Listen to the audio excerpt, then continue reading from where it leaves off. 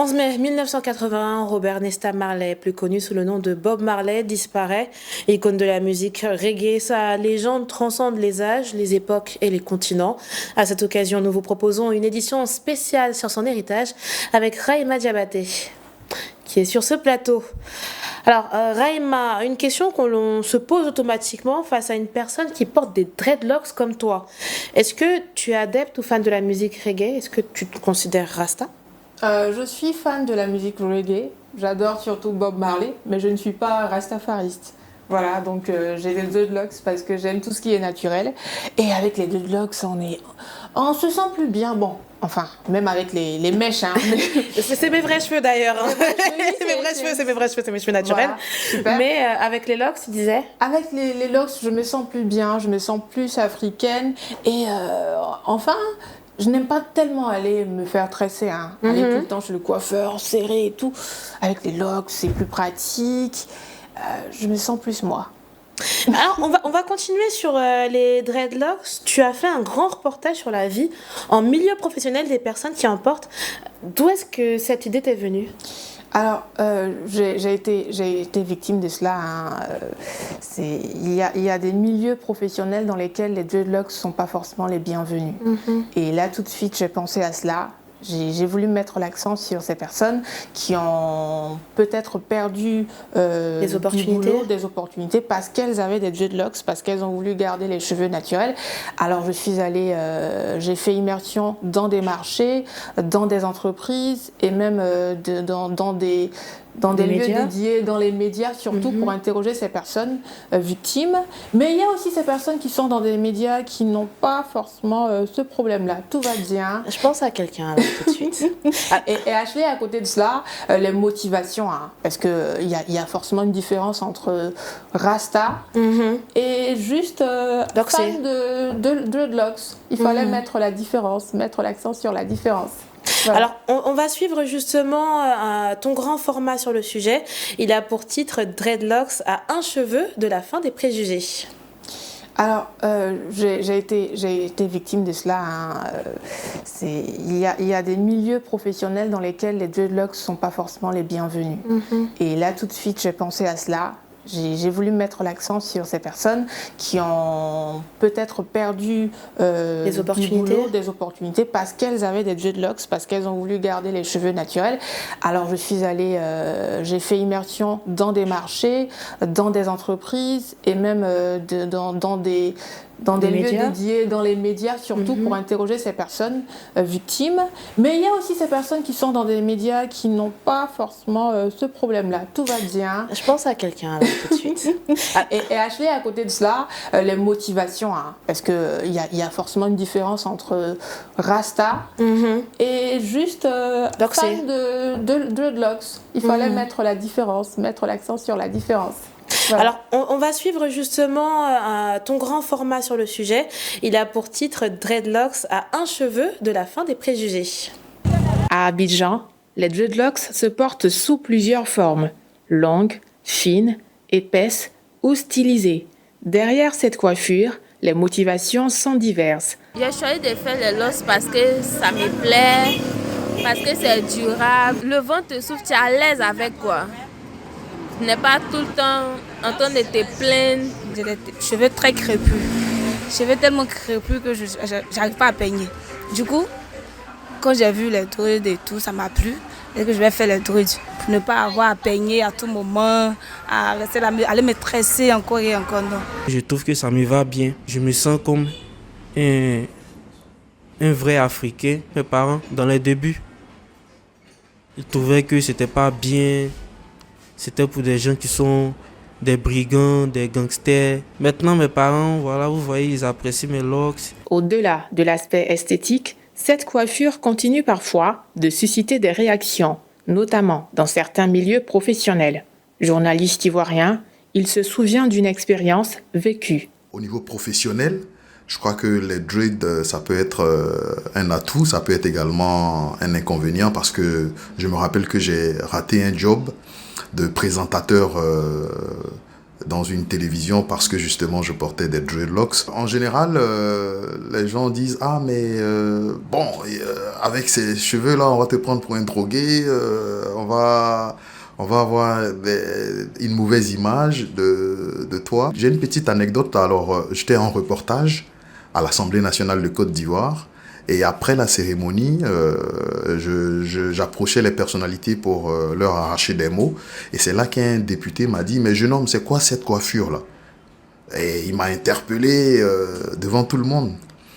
Et donc je lui ai répondu simplement « Bonjour monsieur, vous êtes député ?» Il m'a dit « Oui. Alors est-ce qu'en Côte d'Ivoire, il y a une loi qui oblige quelqu'un à se raser les cheveux ?» Il m'a dit « Non. Est-ce qu'il y a une autre loi qui oblige quelqu'un à se couper à se laisser pousser les cheveux ?» Il m'a dit non. Je dis bon, ok, donc si je suis présent en ce moment à l'Assemblée nationale, c'est que j'ai le droit et qu'il n'y a pas une loi qui m'interdit de me couper les cheveux. Et je suis là en tant que journaliste. Et puis sa réponse était tout aussi drôle. Il m'a dit ok, c'est cette réponse-là que j'attendais. Une réalité qu'il dit percevoir différemment dans le secteur du digital. Aujourd'hui, je travaille pour un groupe appartenant à l'État. Et cela n'a pas été un frein pour moi, même si j'ai dû revoir ma trajectoire. C'était la première fois d'avoir quelqu'un qui portait des dreads dans cette institution. Mais petit à petit, les gens m'ont accepté. Et cela par justement le travail, par mes compétences. Si on m'a signé un contrat, ça veut dire l'entreprise a accepté. Mais le regard des gens quand même, tu voyais que les gens te regardaient d'une certaine façon. Mais au finish, on se dit, ah mais il a des cheveux, mais il est comme nous, voilà. Pour ce chef d'entreprise et enseignant, la situation est globalement positive. Il dit cependant percevoir par moments certains préjugés plus discrets. En fait, je me suis retrouvé dans une institution, quand même, dans une institution de la République, une haute institution quand même, et je devais présenter un travail. Je sais que quand je suis arrivé, j'ai remarqué quelques regards, mais c'est très particulier. Les gens qui me regardaient, je suis sûr qu'ils se disaient, c'est qui ce monsieur-là, qui allie à la fois l'élégance et bon, c'est l'ordre. Ils étaient un peu dubitatifs, je crois.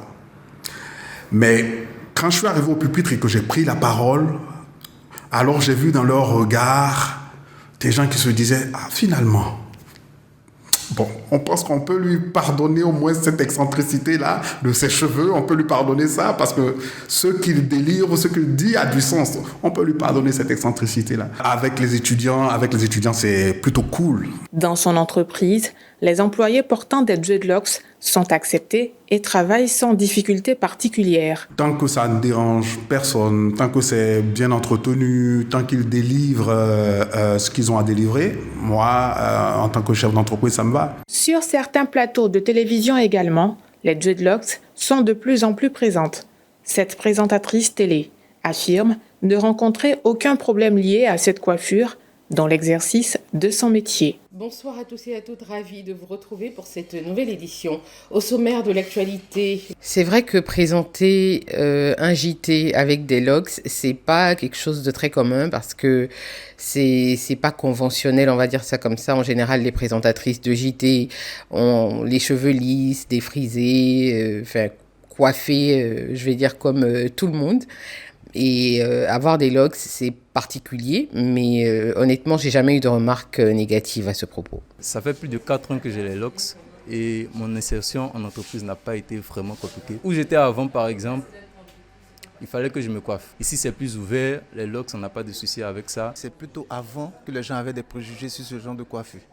Honnêtement, moi, à mon niveau, partout où je suis passé, j'ai jamais eu de problème avec ça. Au contraire, mes patrons me disaient toujours, on a besoin de ce que tu as dans la tête, pas de ce que tu as sur la tête. Pour le sociologue, cette évolution s'explique par une acceptation progressive, même si elle reste encore inégale selon les milieux. Il y a quelques années, quelqu'un qui porte des dreadlocks était un peu perçu comme une personne déviante en termes de comportement, voire une maladie mentale, ou perçu complètement comme une personne qui a raté sa vie. Les choses ont évolué. Parce qu'il est trouvé que depuis quelques décennies, quelques années, il y a des gens, des personnes brillantes, exerçant des fonctions respectables qui portent des dreadlocks. Donc ça change le regard. Ce qu'on pensait hier, avec l'évolution des choses, j'allais dire la confrontation des faits, on a compris que non, c'est pas parce qu'on porte des dreadlocks qu'on a arrêté sa vie. Acceptation totale, non, faut pas rêver non plus. Les choses se font progressivement. Il y a toujours des personnes qui font de la résistance et qui restent sur leurs a priori, sur des idées préconçues. La société, par définition, elle est dynamique. Nos croyances, nos paradigmes, nos perceptions évoluent et c'est heureux. Il n'est pas toujours bon d'avoir des idées préconçues ou des a priori sur une personne qu'on ne connaît pas. Et je pense que malheureusement dans la société, on a aussi des gens qui fonctionnent comme ça. Mais comme on dit, il faut un peu de tout pour faire le monde. Ce qui est important, c'est que... Et j'aime bien Oscar Wilde qui dit qu'il faut rester soi-même parce que les autres sont déjà pris. Mais tous les porteurs de dreadlocks ne se réclament pas du mouvement Rastafari.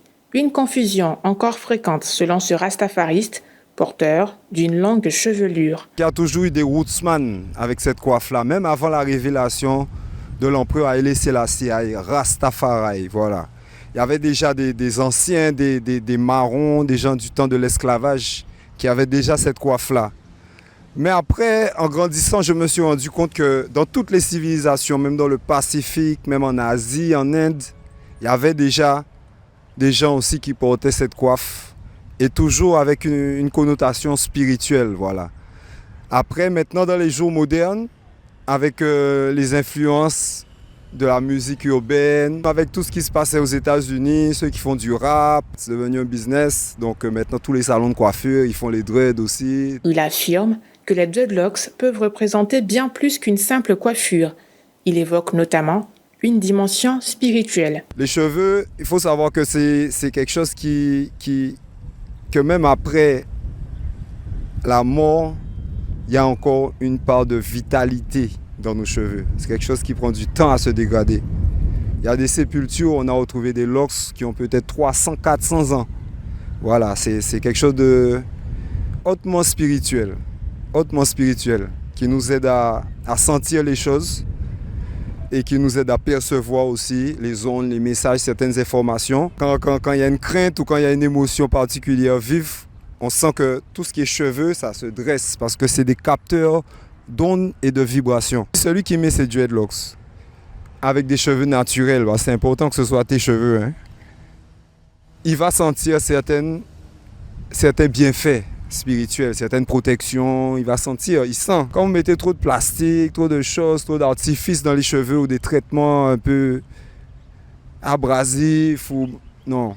Et comme la teinture, tout ça, c'est trop agressif. On ne laisse pas trop n'importe qui toucher nos cheveux.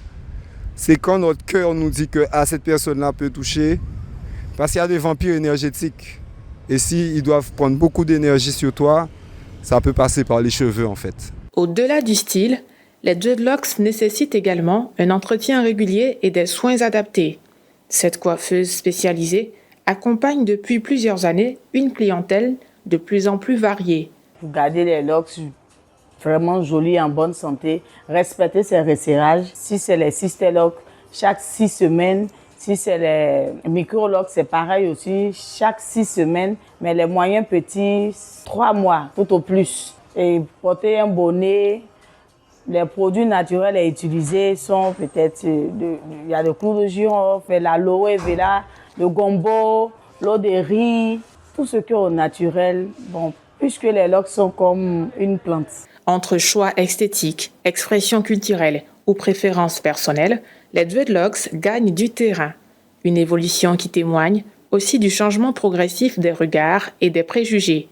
Rahima, il y a quelque chose qui m'a intriguée en suivant ton reportage, c'est qu'il y a des gens qui portent des dreadlocks sans être forcément rasta, oui, c'est-à-dire adeptes de cette culture reggae, et ça me fait penser à des rastas sans dread et des hommes et des femmes qui portent les dreadlocks. Alors, comment faire la différence ? Ce n'est pas facile, hein. Ce n'est pas évident de tout de suite faire la différence, c'est dans le cœur. Hein.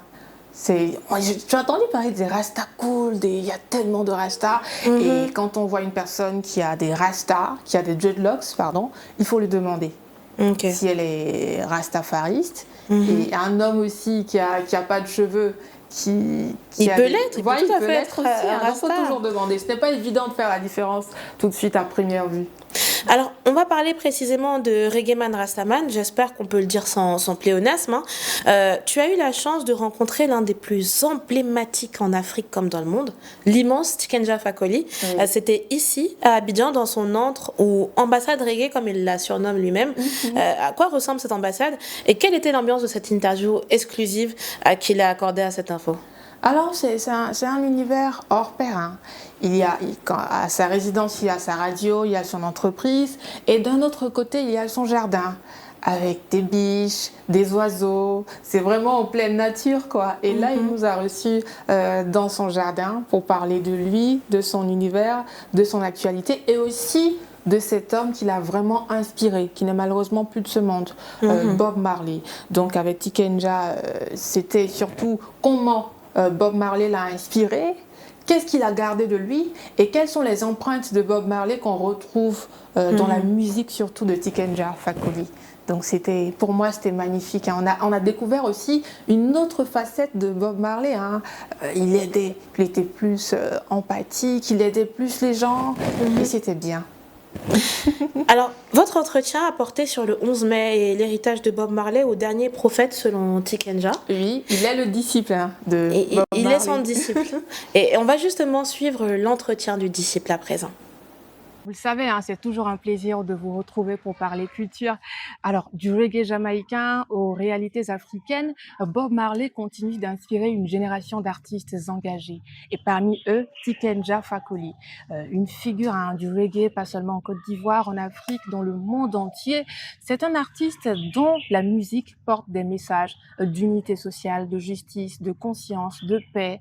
Et on va parler aujourd'hui de lui et aussi de cette icône qui est partie trop tôt et qui continue de l'inspirer. Alors, bonjour. Bonjour. Tikenja Fakoly. Bonjour, madame. Merci de nous recevoir dans votre univers. Merci. Et c'est un univers que je trouve plutôt particulier, authentique, avec la biche que je viens de voir à l'instant et tout. Ouais. Alors, qu'est-ce que cet univers représente pour vous? Pour moi, cet univers représente un rapprochement de la nature. Voilà, il faut être proche de la nature. Et nous, les Rastas, on a toujours prôné ça. On a toujours souhaité que les gens soient proches de la nature. Faut pas... Vous voyez, dans le quartier ici, ils ont coupé tous les arbres. Voilà, quand vous arrivez, voilà. Et donc, et cet endroit représente un peu un espoir pour les oiseaux. Le reste des oiseaux qui sont restés dans le quartier, parce que dans le quartier ici, il y avait des corbeaux avant, qui sont restés attachés quand même ici. Ils viennent de temps en temps, ces corbeaux. Et il y a beaucoup de pigeons sauvages, ce qu'on appelle les tourterelles. Il y a d'autres oiseaux. Et là, ils sont partis, mais ils sont là le matin et puis le soir, ils vont revenir. Vous entendez déjà quelques bruits, ils commencent à venir. Donc, le matin, ils sont là. Donc, pour moi, c'est vraiment... j'ai voulu être proche de la nature et donc j'ai créé un endroit pour rester en connexion avec la nature. Et vous venez ici très souvent, hein? Oui. Je vis à Bamako, mais je viens très souvent. J'ai l'ambassade reggae qui est ici. Hein. Oui. Il y a un studio d'enregistrement, 2 salles de répétition et une radio reggae. Donc, voilà, j'ai mon entreprise, donc je viens très souvent. Je n'aime pas toujours me faire voir. Je viens souvent, je ne fais pas d'interview, je fais 1 ou 2 semaines, je repars. Alors, parlons de reggae, Bob Marley, cet homme qui vous a vivement inspiré. Oui, Bob Marley m'a beaucoup inspiré par son combat, le message. J'ai écouté la musique de Bob Marley pour la première fois. Je me suis intéressé à sa musique pour la première fois dans mon petit village, dans le nord de la Côte d'Ivoire, ça s'appelle Béléban. Où votre père vous a envoyé parce que vous aimiez trop danser. J'ai été expédié là-bas parce que j'aimais trop danser. Et c'est là que j'ai découvert vraiment Bob Marley. J'avais déjà dansé sur le son de Bob Marley quand j'étais en ville. Mais savoir ce qu'il dit dans les chansons, c'était dans ce petit village. Et là, on s'intéresse vraiment à Bob Marley parce qu'on ne comprend pas forcément ce qu'il dit. Et il y a cet anglophone-là qui vous aide. Hein? Oui, un anglophone qui était de passage dans le village. Et il partait en Guinée-Conakry. Et donc, je l'ai vu écouter du reggae. Je suis allé vers lui, je lui ai demandé de m'expliquer les chansons de Bob Marley. C'est là qu'il m'a expliqué la signification de Get Up, Stand Up, Africa Unite, etc. Et qui m'a expliqué aussi les chansons de Burning Spear. Et c'est en ce moment que je me suis dit, mais l'Afrique a besoin de messages comme ça. Et donc, j'ai commencé à fredonner mes premières chansons dans la tête. Vous pouvez toujours fredonner un tout petit peu. Hein, sous la douche, etc. Bon, c'était les premières chansons que j'ai créées et que j'ai composées. Hein, je ne savais même pas que j'allais être un artiste, hein, je ne savais pas que j'allais chanter, mais j'aimais le reggae. Et cette chanson de Bob Marley que vous avez écoutée, que vous avez toujours envie de fredonner stand up for your rights, don't give up the fight. Voilà, c'est une chanson qui dit il faut qu'on se lève pour défendre nos droits. Ouais. Hein, il faut se lever pour se défendre nos droits, il faut pour défendre ses droits, il ne faut pas attendre. Parce que nous, les Africains, on met tout sous Dieu, on compte trop sur Dieu. Donc moi, je dis que Dieu, il est très occupé. Il doit s'occuper de ses enfants américains, sud-américains, les enfants russes, des enfants. Donc si nous, on s'assoit pour dire ça va aller, Dieu est grand, il va s'occuper de ceux qui bougent. Donc cette chanson-là, ça a été l'une des chansons que le gars m'a expliqué. Et vous avez parlé à l'instant de message de Bob Marley. Hein. Il parlait politique, il dénonçait les injustices sociales, les violences politiques, les inégalités. Et vous aussi, vous ne cessez de le faire. Oui, Bob Marley parlait de justice, il dénonçait les inégalités, il voulait un monde, il souhaitait un monde, où les gens se parlent, enfin, qui parlent d'unité, il parlait de trucs positifs. Moi, je fais la même chose parce que moi, j'essaie de suivre la ligne tracée par Bob Marley. Donc, j'ai décidé de porter encore, de continuer à faire passer ce message de Bob Marley. Hein? Et Bob Marley, justement, vous avez même enregistré dans son studio. Je n'ai pas rencontré Bob Marley, je n'ai pas eu cette chance-là. Okay. D'ailleurs, j'étais très jeune. Hein? J'étais très jeune, je pense qu'un Bob est mort, je devais avoir 13 ans à peu près. Donc, mais j'ai failli le voir quand même, puisqu'il devait venir jouer en Côte d'Ivoire. Mais les gens sont allés dire au président Oufoué que s'il vient, que tout le monde va fumer, que les jeunes vont fumer. Bon, Bob n'est pas venu, mais ça fume à Abidjan, hein, tu vois. Donc du coup, on n'a pas eu la chance de voir. C'est Joss Benson qui devait l'inviter. D'ailleurs, c'est l'un des seuls Ivoiriens qu'il a rencontré. Mais je suis allé enregistrer dans son studio. D'abord, la première fois que je suis allé dans son studio, c'était en 1999. L'album Cours d'Histoire que vous écoutez, ça a été mixé dans le studio de Bob Marley, où il y a Tata, le morceau Tata, je sais qu'il y a beaucoup de personnes qui... Donc, c'est là-bas que je suis allé mixer cet album-là. J'ai enregistré à Abidjan, au studio JBZ, et puis j'ai pris mes bandes. Il y avait 2 bandes 16 pistes. Je suis allé à Paris, Miami, Kingston. Et puis, je suis allé, j'ai payé le studio. Évidemment, avant que j'arrive, mon staff parisien avait organisé tout ce que je devais faire là-bas. Donc, je suis allé pour la première fois enregistrer dans ce studio en 1999. Et je suis reparti en 2001. Et puis après, je suis reparti en 2003. Je suis reparti en Jamaïque en 2010. Et je suis reparti en 2014. Donc, je suis allé 4 fois en Jamaïque pour rester dans le studio de Bob Marley. Et à côté, justement, ces messages qui vous ont tout de suite captivé, quelle est cette autre facette de Bob Marley qui vous a vraiment émerveillé? Mais l'autre facette de Bob Marley qui m'a émerveillé, c'est le fait qu'il s'intéressait à l'éducation. Voilà. Je ne sais pas s'il a construit des écoles, mais je sais qu'il a payé l'école de certains enfants. Des parents qui n'avaient pas les moyens venaient le voir, ils payaient la scolarité des enfants parce qu'ils disaient que l'éducation, c'était très important. Donc, c'est l'autre facette de Bob Marley, c'est le côté humain. Voilà, le fait qu'il faisait de l'humanitaire. Et non seulement il faisait ça, mais il payait aussi, il aidait beaucoup de personnes. Voilà, pas les feignants, mais ceux qui avaient des projets, ceux qui avaient des trucs quand même, tu vois. Et il a laissé un grand héritage. Hein. Ouais. Est-ce que vous pensez que cet héritage est vraiment mis un peu plus haut? Ben, écoutez, le truc le plus intéressant d'ailleurs que je vais vous raconter, c'est que Bob Marley a dit dans une de ses interviews qu'un jour, le reggae viendra en Afrique. Et que quand le reggae sera en Afrique, le reggae prendra sa vraie place. Parce qu'il faut savoir que la Jamaïque, les messages pour l'émancipation, pour le réveil, ça a commencé depuis Marcus Garvey dans les années 50. Donc, depuis les années 50, il y a eu des voix pour réveiller le peuple jamaïcain et réveiller le peuple noir. Et Bob Marley, un jour, je vous le disais, il a dit que le reggae allait venir en Afrique et que le reggae allait prendre sa vraie place. Donc, si vous remarquez, c'est dans les années 81, après la mort de Bob Marley, que le reggae a vraiment pris sa vraie place ici avec l'arrivée des artistes comme Alpha Blondy. Donc, c'est comme si Bob Marley avait donné le relais. C'est-à-dire, avant de mourir, c'est comme s'il avait donné le relais à l'Afrique. Oui. Donc, après, il y a eu Alpha Blondy. Et puis, après Alpha Blondy, il y a eu Ismaël Isaac. Il y a eu plein d'artistes. Puis, Irie, Jalik Roy.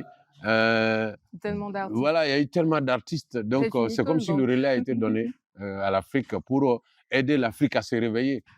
Et qu'on le dise ou pas, que les gens veuillent ou pas, le reggae a contribué à l'avènement de la démocratie dans notre pays, au combat pour la liberté d'expression, au combat pour l'émancipation de notre peuple, qu'on veuille ou pas. Oui. Parce qu'aujourd'hui, il y a beaucoup de personnes qui font des messages sur Facebook, mais à l'époque, c'est les artistes reggae qui parlaient. On dit, ah, l'artiste a parlé, tu vois.